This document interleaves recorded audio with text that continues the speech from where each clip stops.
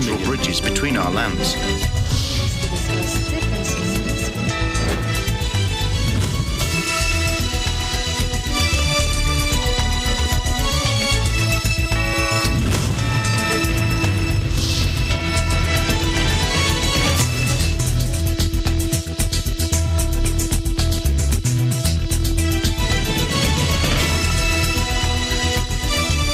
Hello, I'm Alma Angeles. Welcome to ASEAN in Focus. We're coming to you live from Manila and Thailand. Hello, Esther.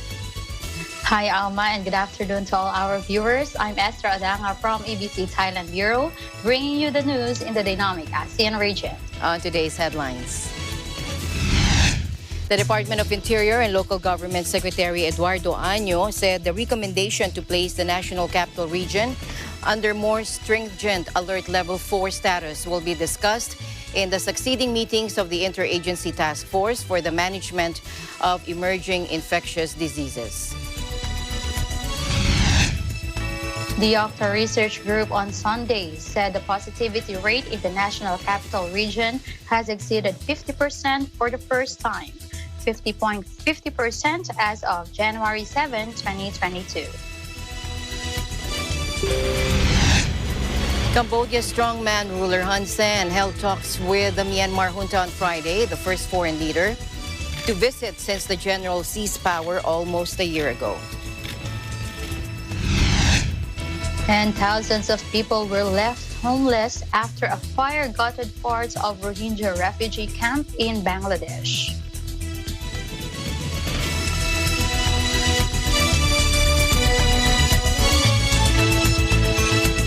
The Department of Interior and Local Government Secretary Eduardo Año said the recommendation to place the National Capital Region under more stringent alert level status or level 4 status will be discussed in the succeeding meetings of the Interagency Task Force for the Management of Emerging Infectious Diseases. Take a look. This, as the Octa Research Group on Sunday said, the positivity rate in Metro Manila has exceeded 50% for the first time and 50.5% as of January 7. This alert level 4 will be discussed in the next IATF meeting, Anyo said in a text message to the Philippine News Agency on Sunday. Metro Manila and 4 nearby provinces of Bulacan, Cavite, Laguna, and Rizal are under alert level 3. The Octa said the NCR logged the most number of country's COVID cases from January 2 to 8 at 8,468, followed by Bacoor with 218, Antipolo with 211, Cainta with 202, and Dasmariñas with 152. On Sunday, the Department of Health reported 28,707 new COVID infections, the highest single-day tally since the pandemic started in March 2020. Some 16,803 or 59% of new infections were recorded in NCR, increasing the country's active cases to 128,114 and overall caseload to 2,965,447. In a related news, the Octa Research Group on Sunday said the positivity rate in the National Capital Region has exceeded 50% for the first time, 50.5% as of January 7. The data from DOH or Department of Health shows that the rate of increase of positivity rate could be slowing down. We will know in the next few days if the positivity rate is indeed slowing down or if this is just an artificial effect. Octa Research Group fellow Dr. Guido David said in his tweet, "Positivity rate is the percentage of coronavirus disease or COVID tests performed which turned out positive in a certain area or region. If the peak in positivity rate is slowing down, then the peak of COVID-19 cases in the NCR might occur within the week," David added. According to Octa, the NCR logged the most number of cases from January 2 to January 8 at 8,468. Meanwhile, bar and restaurant owners operating out of Bangkok's nightlife street of Charoen Krung set up antigen test kit spots for customers and bar staff amid an emerging Omicron outbreak. Take a look. The idea behind is that we, together with the whole bars in the neighborhood, decided we're going to turn this spot into a testing site So once you get tested, you get a stamp, and with the stamp, you get to enjoy your nightlife in Soi Nana, Chinatown. Some people calling this madness, but I think this is like the new standard that we should be embracing.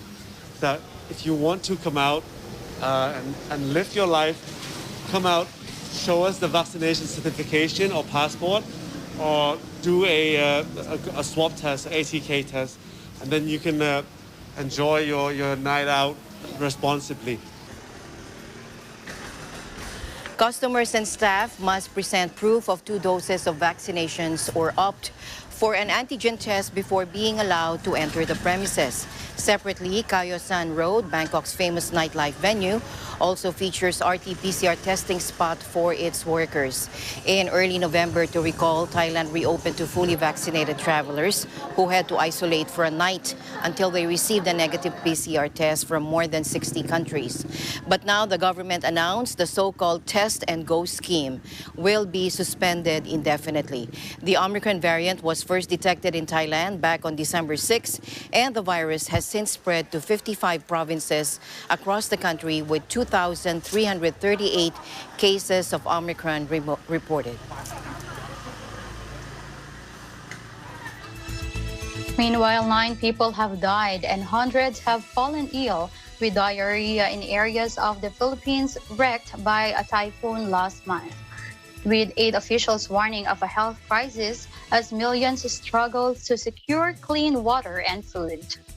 3 weeks after Typhoon Rai struck southern and central islands, destroying thousands of homes and killing more than 400 people, relief work continues to deliver supplies to stranded residents left homeless by the storm. 9 people have died from dehydration caused by diarrhea in the impoverished Dinagat Islands and the neighboring resort island of Siargao, known for its surf spots, the Philippine Health Department's regional office said.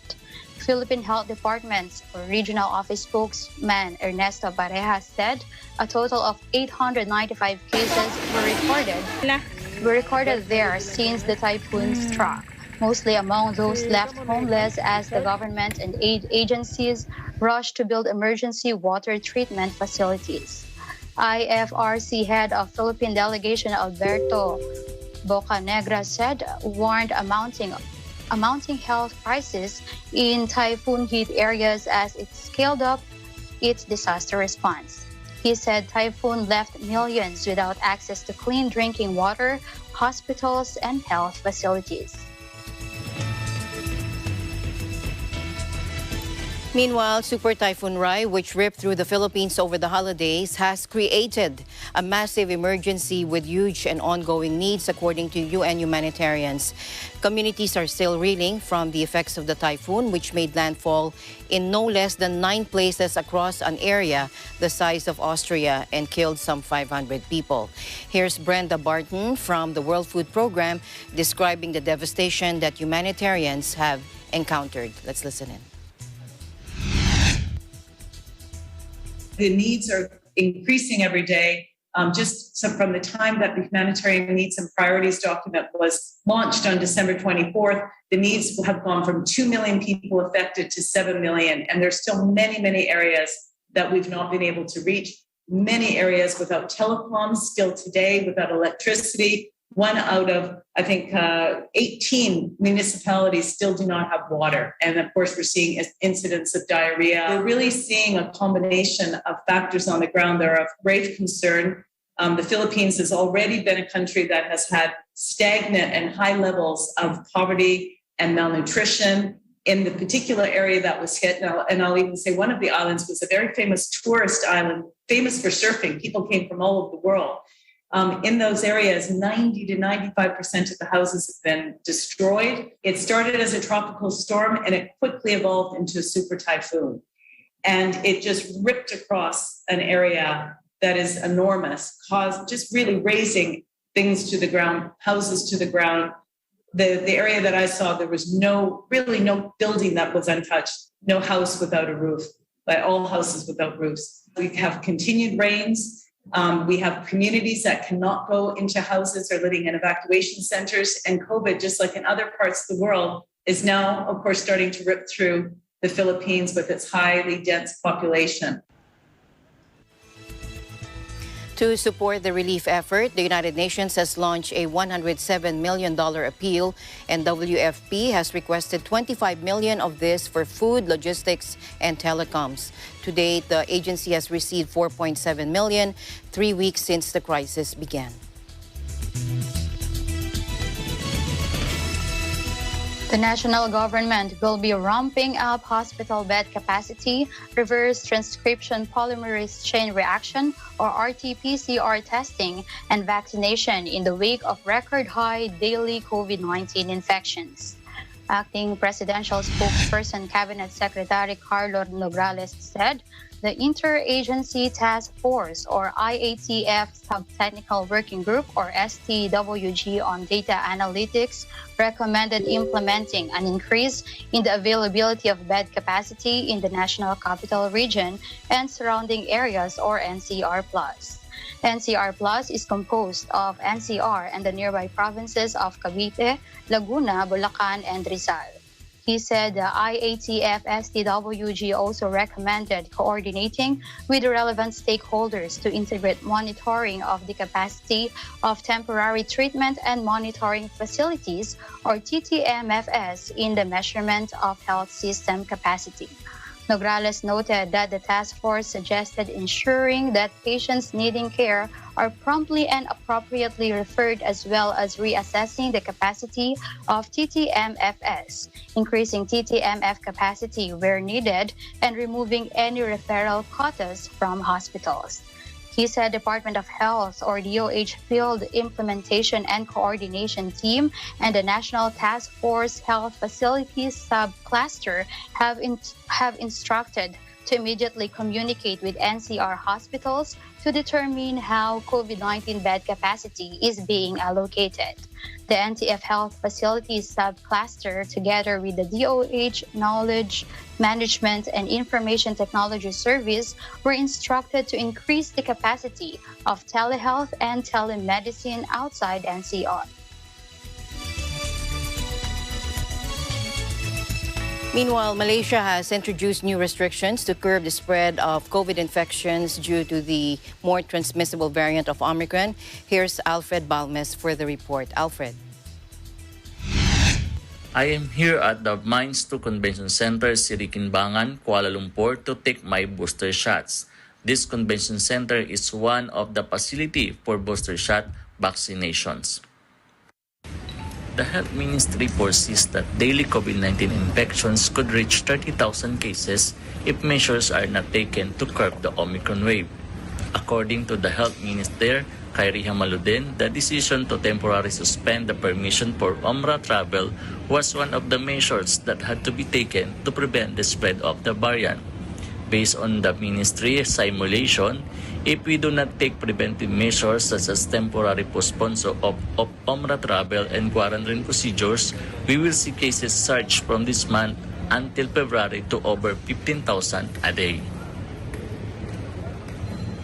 He added that the expected figure was the result of ministry projection through the susceptible, exposed, infectious, and recovered model using the effectivity rate of 0.95, 1.2, and 1.6 respectively. Khairi said although Omicron variant infections were not as severe as the Delta variant so far, should the number of cases increase to 30,000, hospital admission would also surge, though the patients are only under categories 1 and 2. On the administration of booster doses, he said 4 integrated vaccination centers, PPBs, with much bigger capacity would start opening on January 15 at Kuala Lumpur World Trade Center, Axiata Arena Bukit Halil, Ideal Convention Center Shah Alam, and Suka Kakay in Klang. The booster dose will begin through the appointment made through by My Sejatera application or short message SMS. However, individuals can contact the private general practitioner vaccination centers listed on the Protect Health website to register for the clinic wait list. To date, 30% of the adult population and 52% of senior citizens in the country have received their booster shots. This is AstraZeneca. It's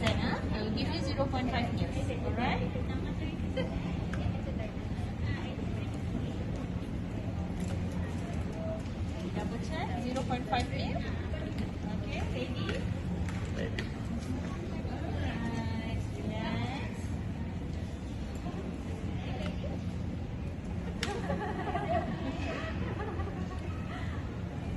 Take a deep breath. Breathe in and out. Completed. So good. Alright. Now you can proceed to station 5. And bring this one along. Reporting from Mines 2 Convention Center, Kuala Lumpur, Malaysia, this is Albert Bames. We live in interesting times. Thank you, Alfred, for that report. In other news, a local pharmaceutical company is eyeing to manufacture of molnupiravir, an oral medicine said to reduce severe symptoms of COVID-19. Department of Trade and Industry, or DTI Secretary Ramon Lopez said. During President Duterte's talk to the people Thursday night, Lopez said if it pushes through, the drug will be more accessible and affordable to Filipinos. Let's listen in.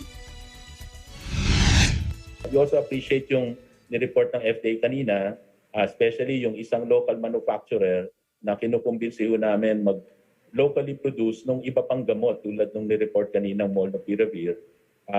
We are hoping na mapadali, mabigyan ng green lane para pag local production to, mapapamura. Kasi ang lalabas siya parang generics. So that itong mga gamot na antivirus, those that will kill the virus, will be accessible sa ating kababayan at a lower price compared sa mga imported.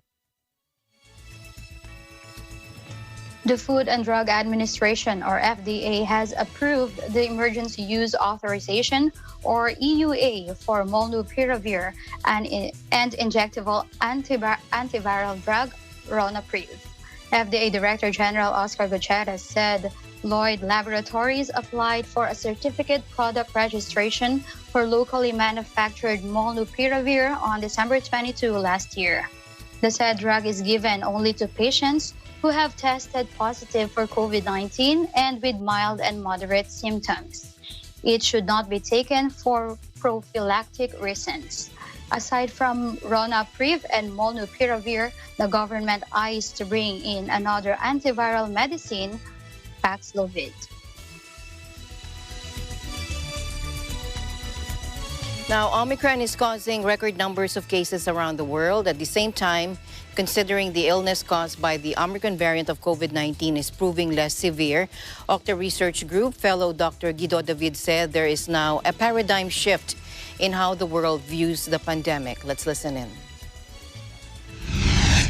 Sa ibang mga bansa, yun nga, they're going a paradigm shift na ng the way we manage and the way we view the pandemic.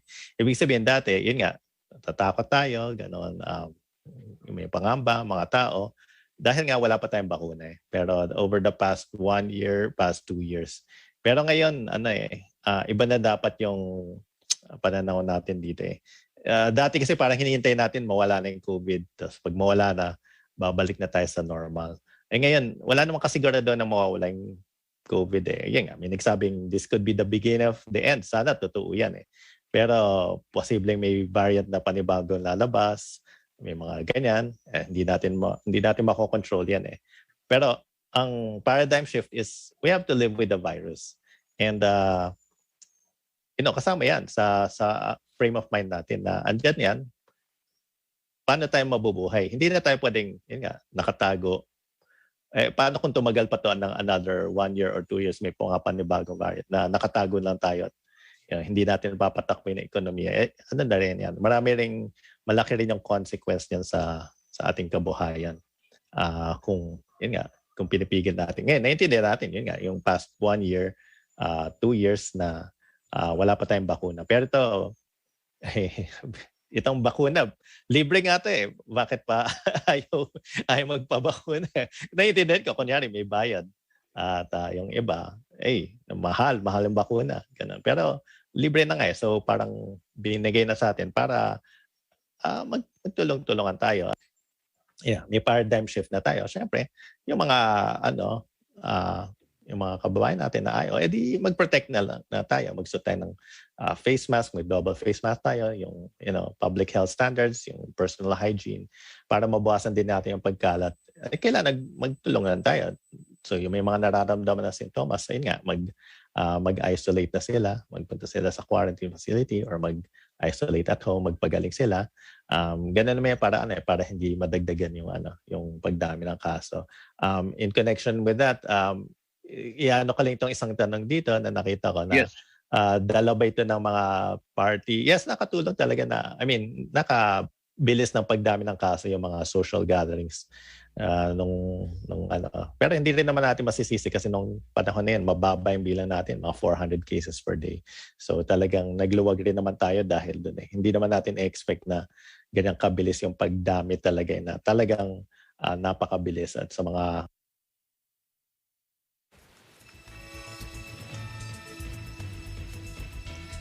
Meanwhile, Dr. Michael Ryan, WHO Executive Director for Health Emergencies, said with billions of people still unvaccinated worldwide, plenty of opportunities remain for the COVID-19 virus to spread and generate new variants. Officials said Omicron is unlikely to be the last COVID variant. Let's watch this.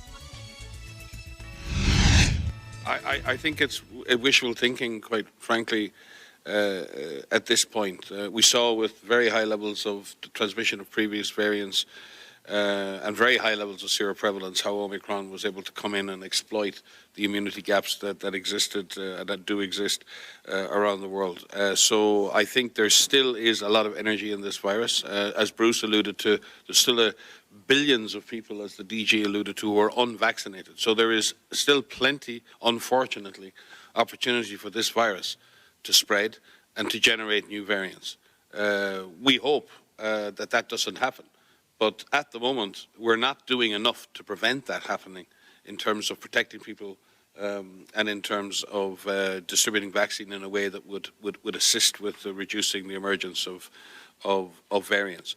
The Delta variant, I remember at the time we had discussions Tedros and Maria, with various scientists who said this is the fittest, best adapted virus that we've ever seen. We cannot see how this virus could adapt anymore, and yet it did. And we've seen a further variant emerge that is even more transmissible than Delta, which was itself more transmissible than previous variants. So, no, I think it's premature for us to. I think it's not premature for us to hope. We can hope for anything. We should hope for everything. But the reality is we're not doing well enough yet globally to be able to say with any degree of certainty that we can avoid the emergence of new variants. In some countries, Omicron is replacing Delta. In other countries, Delta is competing quite well with Omicron, and it may take some time to determine, which variant will outcompete each other. So I think, unfortunately, this will not be the last variant you will hear us discuss. It will not be the last variant of concern. There is some very important discussion that's being had right now about how much more fit can the virus become in terms of its transmission, its transmissibility. Omicron is quite interesting because it has so many mutations, and there are a number of factors of why Omicron is so transmissible. It has the mutations that allow the virus to adhere to the cell more easily and infect people more easily. We also have immune evasion, which means people can be reinfected either from past infection or from vaccination, although it's still happening at a low level. And we do have evidence of replication of Omicron in the upper respiratory tract. So there's a number of factors that are happening.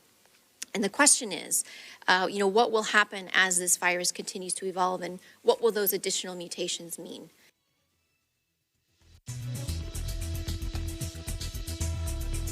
In a related news, Dr. Maria Van Kerkhove, the World Health Organization COVID-19 technical lead, explains why Omicron is transmitting so efficiently and how to contain the spread of COVID-19. Take a look.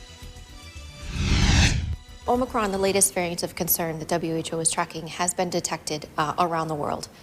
It is efficiently transmitting, and in fact, everywhere where we have good sequencing, this variant is being detected. What we are seeing is a very sharp increase in case numbers. You will have noticed in the latest WHO update, almost 10 million cases reported in the last 7 days. There's a number of reasons for this. First is the mutations that it has. The virus is able to adhere to human cells more easily. It has mutations that allow it to do that. Second is that we have what is called immune escape. And this means that people can be reinfected. The other reason is that we are seeing replication of Omicron in the upper respiratory tract. And that's different from Delta and other variants, including the ancestral strain, which replicated in the lower respiratory tract in the lungs. And so these combination of factors allow the virus to spread more easily. With Omicron, what we are learning is that your risk of getting severe disease from Omicron is less than it is for Delta. But the sheer volume of cases that we are seeing around the world is really astonishing. And even with a lower risk of hospitalization, we're still seeing a large number of people who need clinical care, who are hospitalized, and that will overburden the system. What's really important right now is we do a couple of things. Number one, get vaccinated when it's your turn. Vaccinations are incredibly protective against severe disease and death, including against Omicron as well as Delta, where both of those variants are circulating. And so we really need to make sure that those who are most vulnerable in all countries get vaccinated. Second is that we need to make sure that we have good systems in place to detect, so good testing systems, getting people into the clinical care pathway so that they can receive the care that they need. And then everybody else has a responsibility as well to keep yourself safe. So adhere to measures that keep yourself safe. Wear a mask, keep yourself distanced, avoid large gatherings. And really, if you could postpone some of those gatherings, do so. It's really important right now that we minimize exposure so that we can minimize those case numbers so that they don't have that knock-on effect of having a burdening of the healthcare system as well as other sectors.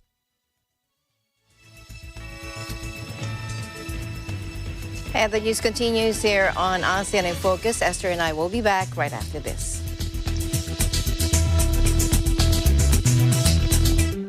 Alam namin ang iyong pagsisikap.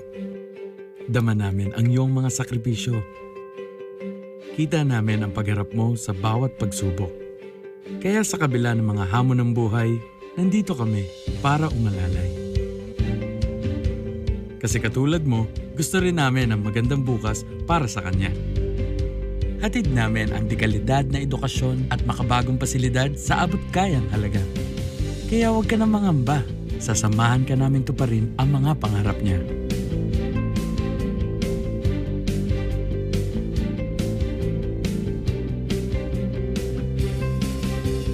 Maaasahan mong sulit dito ang mga pinagsikapan mo. Sa aming mga makabagong pasilidad at sistema ng edukasyon. May lalabas natin ang aking talino at mga kakayahan niya. Kahit sa munting halaga, makakasiguro ka na makakasabay siya sa mabilis na pag-ikot ng mundo. Sa New Era, karamay mo kami sa bawat hamon. Kaagapay mo kami sa bawat hakbang. Kasama mo kami sa bawat ngiti at tagumpay.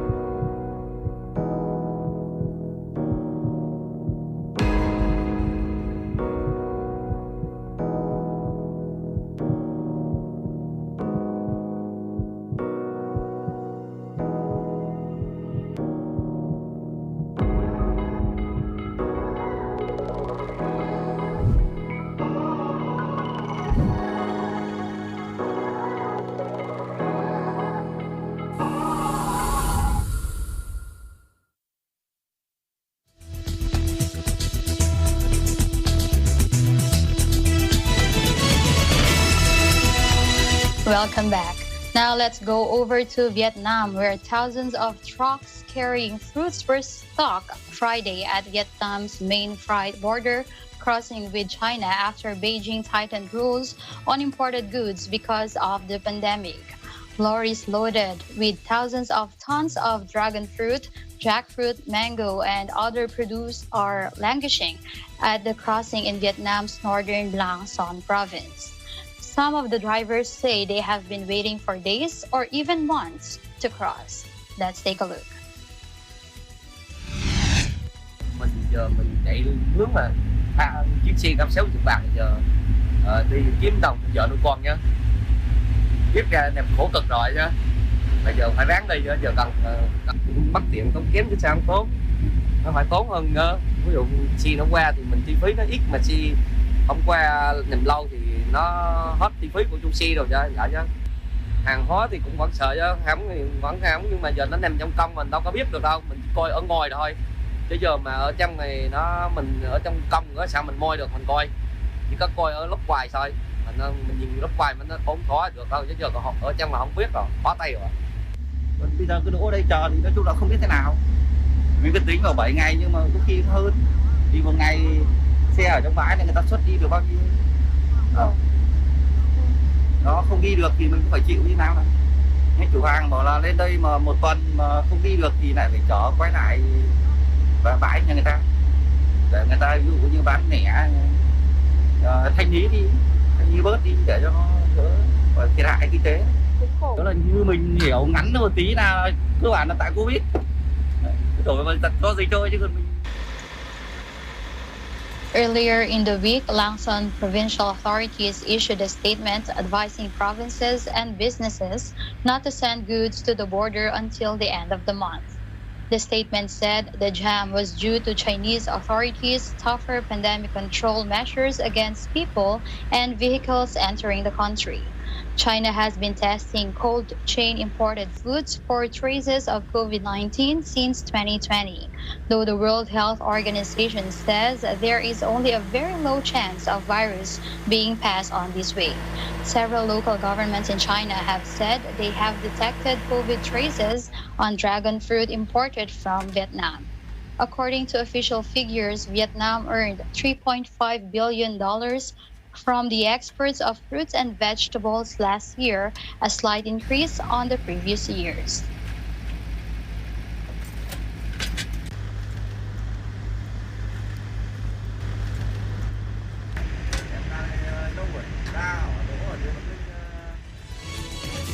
Meanwhile, a Myanmar junta court on Monday is expected to deliver verdicts on ousted leader Aung San Suu Kyi in several delayed cases, the latest in a slew of judgments which could see her jailed for decades. The Nobel laureate has been detained since February 1 when her government was forced out in an early morning coup, ending Myanmar's short-lived experiment with democracy.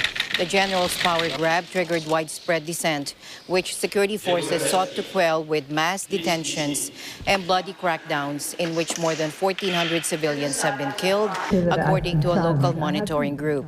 Suu Kyi, 76, is facing a catalog of accusations, and on Monday is set to hear the verdicts for allegedly importing and possessing walkie-talkies illegally and for breaking coronavirus rules. The walkie-talkie charges stem from when soldiers raided her house on the day of the coup, allegedly discovering the contraband equipment. But under cross-examination in court hearings, members of the raiding party admitted they had not possessed a warrant for the raid, according to a source with knowledge of the matter. Verdicts for these cases have been repeatedly delayed. If found guilty on Monday, Suu Kyi faces a maximum of 6 years in prison. It will add to penalties the court gave her in December when she was jailed for 4 years for incitement and breaching COVID rules while campaigning. Junta Chief Min Aung Hlaing cut the sentence to 2 years and said she could serve her term under house arrest in the capital, Naypyidaw.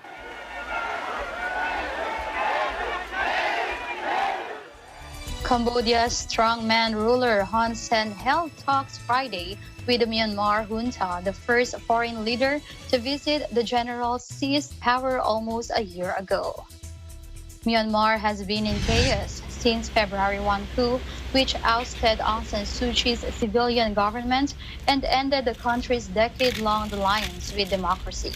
More than 1,400 civilians have been killed as the military cracks down on dissent, according to a local monitoring group, and numerous anti-junta militias have sprung around the country. Prime Minister Hun Sen, whose country currently holds the rotating chair of the Association of Southeast Asian Nations, or ASEAN, landed in the capital Naypyidaw with 3 million face masks and other medical equipment as a gift for the junta. He met military leader Min Aung Hlaing, and the pair discussed peace efforts and the junta's future plans, as well as the role of ASEAN Special Envoy, the Myanmar government said in a statement. Ahead of the trip, Hun Sen said he would press the 5-point consensus that ASEAN leaders agreed to last year as means of diffusing the Myanmar crisis. And he called for ceasefire, urging all relevant parties to stop the violence that has rocked the country for almost a year. Rights groups and local anti-junta activists has urged Hun Sen to cancel the 2-day trip, saying it legitimized the military regime. But he insisted that the visit could have a positive impact. Meanwhile, Japan threw its support behind Prime Minister Hun Sen's efforts to de-escalate and resolve the Myanmar conflict. According to the Khmer Times, Prime Minister Hun Sen went to Myanmar with the goal of assisting in resolving the political tensions and conflict that struck the country after the coup that overthrew Aung San Suu Kyi at the beginning of February 2021. During the inauguration ceremony of the National Road 5, which connects Battambang to Seray Sauphan, Bantay Menchay on the morning of January 10, Ambassador Mikami said, quote, "I would like to express my respect to the Prime Minister for his immediate visit to Myanmar and initiatives to improve the situation there." During the ceremony, the Japanese ambassador also stated that Japan intends to strengthen cooperation with Cambodia to see Cambodia succeed as the ASEAN chair this year.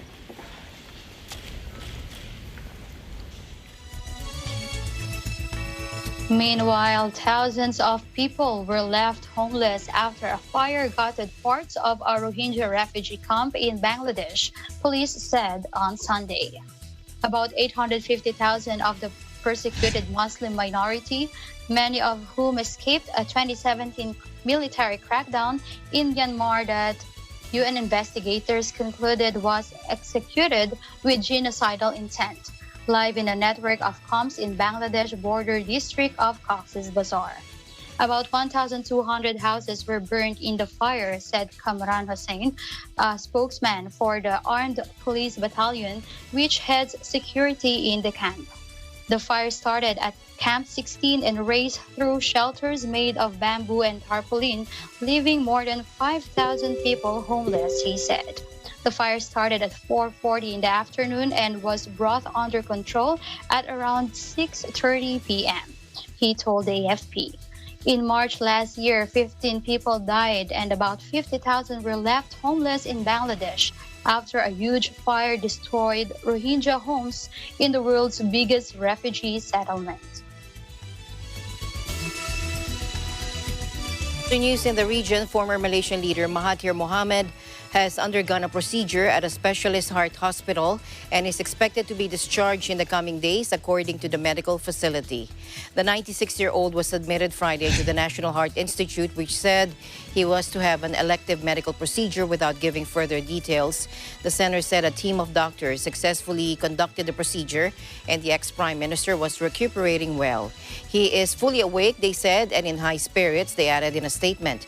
Mahathir had already spent several days in the hospital last month for a checkup, and he has had heart problems in the past, suffering several heart attacks and undergoing bypass surgery. He has been one of Malaysia's most dominant political figures in recent decades, serving twice as prime minister for a total of 24 years.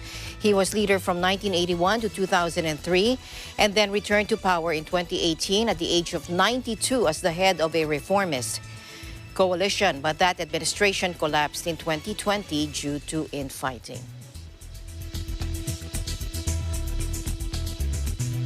Alma and I will be back after this short break.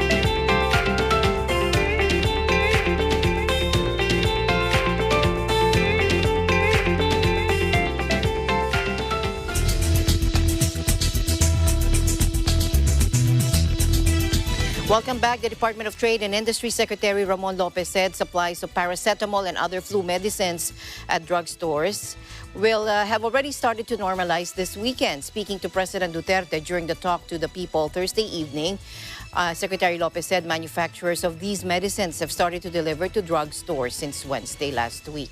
Take a look. Hindi ibig sabihin ay may shortage po tayo kasi pag sinabing may shortage, buong bansa wala kulang ang gamot. So hindi po ganun ang situation. Nag-stock out lang, out of stock, dun sa mga tindahan na yon. Ibig sabihin po nito, kailangan mag-reorder kaagad yung mga branches, yung mga drugstores na yon, mag-reorder kaagad sa mga manufacturers.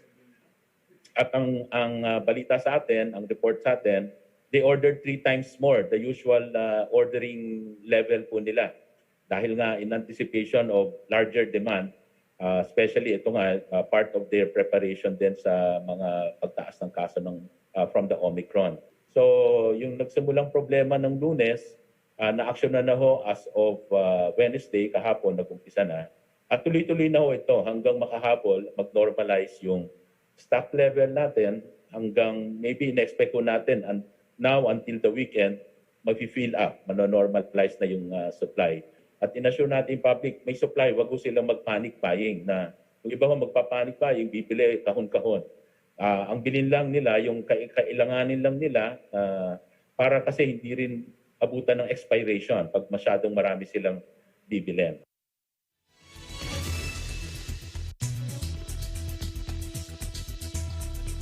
The United Nations Children's Fund, or UNICEF, on Friday lauded the Philippines' passing of a law criminalizing child marriage, noting its importance as another layer of protection for children. In a statement, UNICEF Philippines representative Oyun Saikan Dendenorov said the passage of Republic Act 11596, or the prohibition of child marriage law, strengthens the country's legal framework and protection of Filipino children.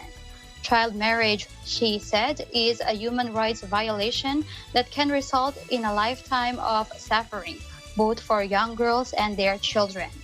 Compared to women in their 20s, she said young girls are more likely to die due to complications in pregnancy and childbirth.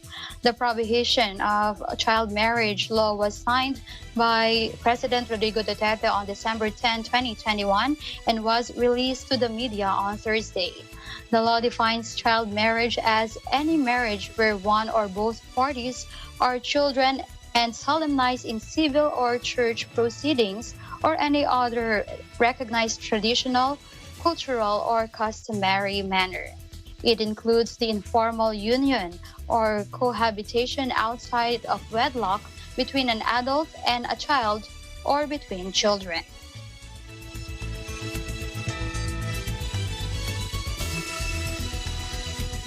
Thank you, Esther. It's Monday again. Thank you for keeping me company here on ASEAN in Focus. You know, it's always my pleasure, Alma, and that is the latest news in the Southeast Asian nation. Stay updated about the ASEAN region. I'm Esther Odanga from EBC Thailand Bureau, and we live in interesting times. We'll see you back tomorrow, same time, same place. You're on ASEAN in Focus. Stay in the news because we live in interesting times.